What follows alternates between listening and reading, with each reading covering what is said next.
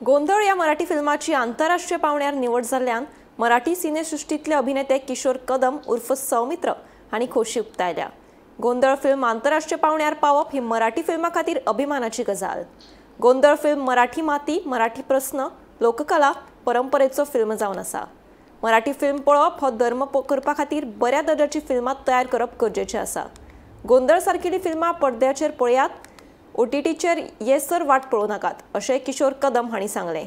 इफ्फीत 26 तारखेर रातच्या 8 गोंधळ हो फिल्म प्रदर्शीत जातलो। सगळ्यांनी व्हडा संख्येन येवन हो फिल्म पळोवचो आनी मराठी फिल्माचो दर्जो कितें आसा तो अनुभवचो, अशें कदम सांगता। मला असं वाटतं की गोंधळ हा सिनेमा फार वर्षानंतर आपल्या मातीतला विषय घेऊन आलेला आहे आणि आपण नेहमी साऊथ इंडियन फिल्मची खूप स्तुती करतो। आपण म्हणतो की ते त्यांच्या कॅरेक्टर्स घेऊन येतात, त्यांच्या गोष्टी घेऊन येतात, त्यांची संस्कृती घेऊन येतात। खूप वर्षानंतर मला असं वाटतं गोंधळ हा चित्रपट मराठी मातीचा, मराठी प्रश्नाचा, मराठी फोक कलेचा, मराठी संस्कृतीचा, परंपरेचा चित्रपट आलेला आहे आणि हा चित्रपट नुकताच रिलीज झाला आणि लोकांना खूप आवडतो आहे आणि त्याच्यामध्ये एका रात्रीची गोष्ट आहे। आपल्या आयुष्यातला पुढचा गोंधळ टाळावा म्हणून आपण लग्न झाल्यानंतर महाराष्ट्रात गोंधळ घालतात, तर त्या गोंधळामधून गोष्ट सांगितलेली आहे आणि ती लोकांना खूप आवडते आहे।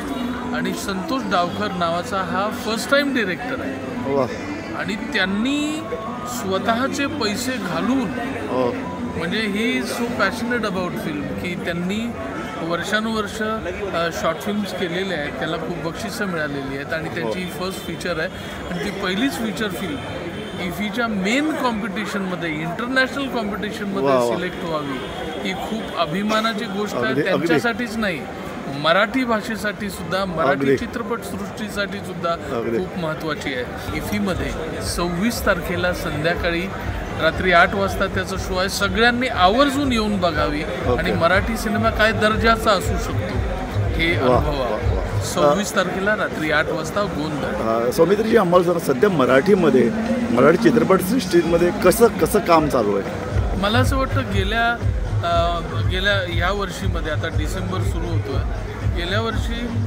5 चित्रपट मराठीमधले चांगले चालले। एप्रिल मे चालला, आता कुठे थांबायचं नाही चालला, जारण चित्रपट चालला, आता गोंधळ चित्रपट सगळ्यांना आवडतो, गुलकंद चित्रपट चालला। म्हणजे एका वर्षी 5 चित्रपट मराठी चालणे आणि वेगळे निघणे ही खूप आनंदाची गोष्ट आहे मराठी चित्रपटसृष्टीसाठी।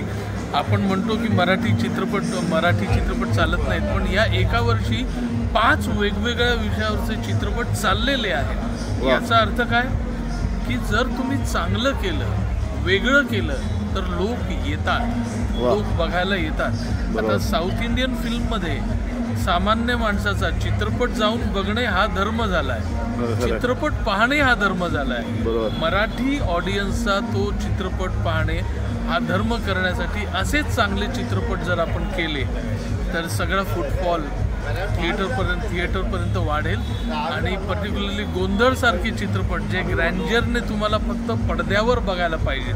म्हणून मी पुन्हा आवर्जून सांगतो की पडद्यावरच बघा, OTTवर येण्याची वाट बघू नका।